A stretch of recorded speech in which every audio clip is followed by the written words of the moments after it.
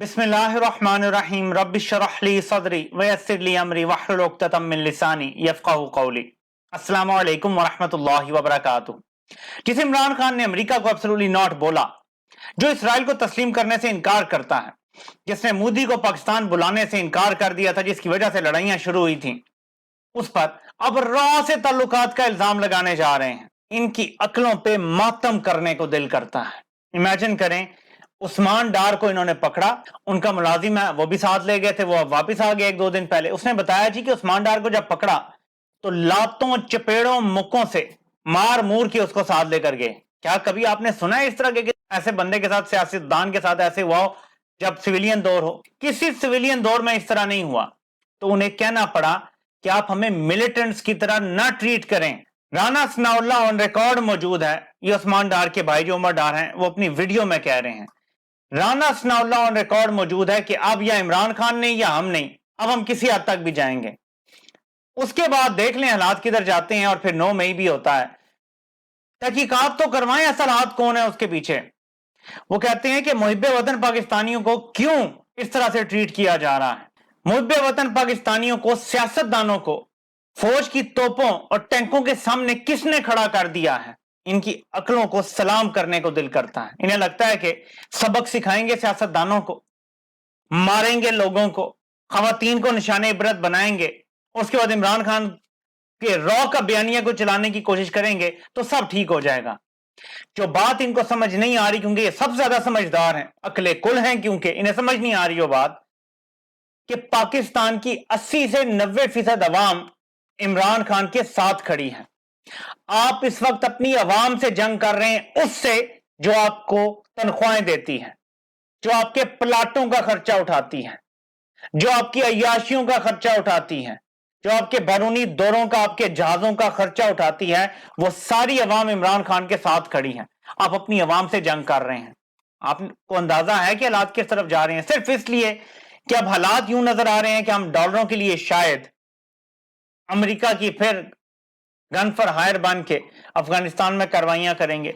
तो हमें लगता है कि अमेरिका खुश, डॉलर आ रहे हैं तो भारत भी कुछ नहीं करेगा, तो अपने लोगों को तुन के रख दो। यह आपकी गलत फहमी है। जो नफरतों के बीज 9 अप्रैल 2022 की रात को 12 बजे अदालतें खुलवा के बोए गए थे, जो नफरतों के बीज 9 अप्रैल की रात को prison van prime minister house के बाहर भेज के बोए गए थे, ये तनावर दरख्त बन रहे हैं। आपको अंदाजा नहीं है कि नफरत कहां जा रही है। हम हाथ जोड़ते हैं या आप मुल्क के दरो दीवार को हिला रहे हैं। बात अगर होती सियासत की, किसी को जिताना है जिताना, ये वहां बात नहीं है। जिस लेवल पे आप ले गए हैं ना बात को, ये मुल्क की चोलें हिला दी हैं आप लोगों ने। जब बुनियादें हिल जाती हैं ना, वो बिल्डिंग कायम नहीं रह सकती। तो जो लोग भी ये सोच रहे हैं कि हम लीडरान को मार के, इमरान खान को तोड़ के और सब ठीक कर लेंगे, वो पाकिस्तान को तबाह करने जा रहे हैं, वो मुल्क से दुश्मनी कर रहे हैं। नाज़रीन, मैंने आपको पिछली वीडियो में कहा था कि मैं आपको बताऊंगा कि ये जो लाइव एक तमाशा चल रहा है, जिसको पीटीवी ने बड़ा एप्टली पुट किया है, फूल कोर्ट, ये तमाशा क्यों चल रहा है? क्यों ताकतवर हल्के चाहते हैं कि ये बिल इंप्लीमेंट हो, और क्यों सिर्फ चंद जजेस हैं जो एंटी एस्टेब्लिशमेंट जजेस हैं, जिसमें जस्टिस मुनीब अख्तर हैं, जस्टिस इजाजुल हसन हैं, जस्टिस आयशा हैं, और कुछ और जजेस हैं, मज़ार अली अकबर नकवी हैं, और 1-2 और जज हैं। इनकी तादाद लेकिन कम है। ये चाहते हैं कि ये बिल पार्लियामान को वापस चला जाए और सुप्रीम कोर्ट अपने रूल्स खुद बनाए, और अपील के हक के भी ये लोग खिलाफ हैं। लेकिन ज्यादा जो जजेस की तादाद है, जो ताकतवर हल्कों के साथ अलाइन कर रही है, जिसने इलेक्शन का मामले में भी रखना डाला और सब कुछ, आज आप देख लें हालात कहां है मुल्क में। लिटरली मार्शल लॉ बदतरीन लगा हुआ है, ज़िया को भी लोग भूल गए हैं। ये क्यों चाहते हैं तो मैं आपको बताता हूं नाज़रीन, और इसके लिए आपको थोड़ा सा ध्यान देना पड़ेगा मेरी बात पे। ये बिल इसलिए पास करना चाहते हैं कि पहली वजह तो आप सबको पता है, और ये बच्चा बच्चा मुल्क का जानता है, कि नवाज शरीफ को अपील का हक देना मकसद है, ताकि वो अपनी तायात नाअहली खत्म करवा सके। हो सकता है कि अपील का हक इसमें भी दे दें कि जो पनामा का सारा फैसला था, आपको याद है ना, इमरान खान को सुप्रीम कोर्ट बुलाया गया, उसमें नवाज शरीफ का सारा मामला देखा गया, वो सारा 184(3) के तहत ही था, ठीक है, उसमें कोई शक तो नहीं है। हो सकता है वहीं से सुने और नवाज शरीफ के अगले जो दोनों केसेस में सजा हुई है वो वहीं से گھڑی کو پیچھے لے جائیں اور وہیں سے ختم کر دیں اس کیس کو کہ آگے کچھ ہے ہی نہیں، نہ نیالی، نہ سزا، نہ کچھ، نہ کہاں. یہ بھی کر سکتے ہیں بائی دا وے، اس حد تک یہ جا سکتے ہیں اس قانون کے تحت. تو نواز شریف کی نیالی کم از کم ختم کرنے کی کوشش، یہ تو بچہ بچہ جانتا ہے. لیکن ایک شک اس بل کی جو میرے خیال میں طاقتور حلقوں کے لیے زیادہ اہم ہے، نواز شریف کو لانا بھی اہم ہے، وہ اپنا بغل بچہ ہے، خدمت کرتا ہے، تلوے چاٹتا ہے، نیچے سے چمکاتا ہے، وہ بھی ٹھیک ہے.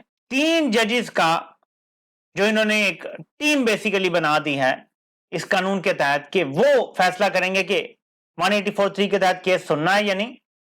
سموٹو کا سارا اختیار ایک جج کے بجائے 3 کے پاس چلا جائے گا، یعنی چیف جسٹس کی طاقت ختم ہو جائے گی. اور نمبر 2، بینچ کون سا ہوگا یہ فیصلے ایک بندہ نہیں بلکہ 3 بندے کریں گے، یعنی 3 سینئر جج. اب آپ کہیں گے کہ قاضی فائز عیسیٰ تو صرف 1 سال کے لیے آیا ہے، آگے اجاز الحسن آ رہا ہے، وہ بھی اپنے ساتھ مرضی کے فیصلے کر لے گا. تو یہاں پہ ہے ساری گیم. مظاہر علی اکبر نقوی، یہ نام یاد رکھیں، ان کے خلاف ایک ریفرنس سپریم جوڈیشل کونسل میں بھیجا جا چکا ہے. ان کو نکالنے کی کوششیں ہیں، تیاریاں ہیں. اس کی وجہ بھی میں آپ کو بتا دیتا ہوں. قاضی فائز عیسیٰ 2023 سے 2024 اکتوبر تک چیف جسٹس رہیں گے. اس کے بعد جسٹس اجاز الحسن تقریباً 10-11 مہینے کے لیے، 10 مہینے کے لیے شاید چیف جسٹس بنیں گے. ان 10 مہینوں کو مینج کرنے کے لیے یہ بل بڑا ضروری ہے. اب وہ کیسے ہے؟ کیونکہ جسٹس اجاز الحسن اینٹی اسٹیبلشمنٹ جج بن کے سامنے آ رہے ہیں، ان کے 10 مہینوں کو مینج کرنا بڑا ضروری ہے. اب آپ کہیں گے کہ یہ کیسے سارا کچھ جو ہے وہ اس سب میں فٹ ہو رہا ہے. اگر 3 جج ابھی فیصلہ کرتے ہیں تو اس میں سردار طارق مسعود ہیں، قاضی فائز عیسیٰ ہیں اور اجاز الحسن ہیں. یہ اس ٹائم سینئر ترین ججز ہیں. سردار طارق مسعود قاضی گروپ کے جج ہیں، یعنی اگر قاضی صاحب فیصلہ کریں کہ یہ بینچ بنانا ہے تو سردار طارق مسعود یس بولیں گے. سمجھ رہے ہیں آپ بات کو؟ اور یہ سلسلہ مارچ اپریل تک چلے گا. اس کے بعد سردار طارق صاحب ریٹائر ہو جائیں گے تو سینئر موسٹ جج ہو جائیں گے اجاز الحسن، اور اس کے بعد جو سینئر جج ہوں گے وہ ہوں گے جسٹس مظاہر علی اکبر نقوی. اس کے بعد سینئر موسٹ جج ہوں گے. قاضی کے دور میں بھی ٹھیک ہے، مظاہر علی اکبر آ جائیں گے تیسرے سینئر جج، تو قاضی کی طاقت بھی کم ہو جائے گی. اور اجاز الحسن کے دور میں بھی مظاہر علی اکبر نقوی زیادہ ٹائم تک موجود رہیں گے وہاں پہ ایز اے 3rd سینئر. ان کو نکالنے کی کوشش ہے. تو نیکسٹ کون ہوگا ان لائن؟ جسٹس امین الدین خان. یہ کون ہے؟ ان کے ہی ایک ووٹ سے قاضی کا کیس بھی بند ہوا تھا. میں کورٹ رپورٹر نہیں ہوں لیکن میری میموری اگر مجھے صحیح سرو کر رہی ہے، انہی کے ایک ووٹ سے قاضی کا جو لندن کی جائیدادوں کا کیس تھا وہ بند ہوا. یہ قاضی گروپ کے جج ہیں. تو کیا ہوگا؟ اس کے بعد اجاز الحسن کے بعد امین الدین خان سینئر موسٹ جج ہو جائیں گے، تو اس کمیٹی کا وہ حصہ بن جائیں گے. پھر بھی قاضی کا پلڑا بھاری رہے گا. جب آگے جائیں گے اجاز الحسن صاحب ہوں گے. مظاہر علی اکبر نقوی کو اگر نکال دیتے ہیں بیچ میں سے تو اجاز الحسن کے بعد سینئر جج ہوں گے امین الدین خان اور منصور علی شاہ. یہ دونوں بھی قاضی گروپ کے جج. یعنی آگے مسلسل قاضی گروپ یا پرو اسٹیبلشمنٹ گروپ کی حکمرانی چاہتے ہیں یہ سپریم کورٹ کے اندر. اس کے لیے مظاہر علی اکبر نقوی، آپ کو پتا ہے کہ کتنا ان کو ٹارگٹ کیا گیا. کبھی ٹرکوں والا جج کہا گیا، کبھی کیا ان پہ الزامات لگے. اب ان پہ ریفرنس جو ہے وہ ہے، اس پر رائے بھی دے دی ہے سردار طارق صاحب نے، جو جسٹس سردار طارق ہیں. تو اس پہ بھی معاملہ آپ کو آگے تیزی سے بڑھتا ہوا نظر آئے گا. ابھی تو 6 مہینے رہتے ہیں مارچ میں جب ان کا نمبر آ سکتا ہے بعد میں. تو یہ میں آپ کو بتا رہا ہوں کہ اس حد تک ڈیپ پلاننگ. اب یہ ڈیپ پلاننگ کیوں ہو سکتی ہے؟ کہ کوئی نہ کوئی ناجائز سسٹم ہے جس کو چلانا ہے اور اس کو عدالتی کور دینا ہے، یا ایسے طریقے سے الیکشن کروانے ہیں کہ سپریم کورٹ سے بھی کسی قسم کا کوئی ریلیف نہ آ سکے. اور اگر یہ بل نہیں پاس ہوتا اور جج سے طاقت چھین کر 1 کے بجائے 3 کو نہیں دی جاتی تو انہیں خطرہ ہے کہ اگلے سال اجاز الحسن صاحب آ کے نمبر 1 ریلیف دے سکیں گے. الیکشن ہو سکتا ہے تب تک نہ ہو، اگر تو ہو سکتا ہے وہ الیکشن کی طرف لے جائیں ملک کو. ہمیں پتا تو نہیں ہے نا. ابھی تو یہ کہہ رہے ہیں کہ جب تک عمران خان کا انتظام نہیں ہوتا نہیں کرائیں گے الیکشن. حالانکہ جنوری نہیں تو فروری مارچ میں کرانے پڑیں گے. IMF کی بھی شرائط ہیں لیکن شرائط بدل جاتی ہیں. یوکرین کی جنگ پہ سارا ڈیپینڈ کرتا ہے. یہ سارے میں آپ کو بتا رہا ہوں کہ کتنے خطرناک منصوبے ہو سکتے ہیں اگر آپ اس کو ورک آؤٹ کریں. اور یہ سارا جا کے ویکیپیڈیا پہ دیکھ لیں، آپ کو یہ معلومات خود بھی مل جائیں گی. یہ بڑا آسان ہے معلوم کرنا جو میں نے آپ کو بتایا ہے. اور آخر میں ناظرین ایک پیغام ہے آپ کے لیے. عمران خان کی سالگرہ آ رہی ہے تو لوگوں نے کہا ہے کہ کیا کیا جائے, کیونکہ ایک ایونٹ بن جائے گا تو پوری قوم اکٹھی ہوگی. ایک تو کچھ لوگوں نے کام شروع کیا ہے کہ دیواروں پہ عمران خان کا نام لکھنا شروع کیا ہے, عمران خان کو رہا کرو. محفوظ رہ کہ یہ کام اگر کیا جا سکتا ہے تو یہ زبردست کام ہوگا, پورے ملک میں ایک اکراس دا بورڈ میسج جائے گا. دوسرا ایک ٹرینڈ چل رہا ہے جیل ٹرائل نامنظور, کیونکہ عمران خان کا جیل کے اندر ہی ٹرائل کر کے انہیں وہیں سزا دے کے تاکہ وہ باہر نہ آ سکیں. کیوں؟ عمران خان کی ایک جھلک سے بھی ڈرے بیٹھے ہیں. دوسرا, عمران خان کی صحت کو ڈیٹیریٹ کرنا چاہتے ہیں, عمران خان کو جان سے مارنا چاہتے ہیں. اتنی تکلیف دو اس عمر میں بندے کو کہ یا وہ ذہنی توازن کھو بیٹھے, کسی کام کا نہ رہے, اور یا اس کی صحت اتنی ڈیٹیریٹ ہو جائے کہ وہ جان سے ہی جائے. یہ سب اٹیمپٹس ہو رہے ہیں.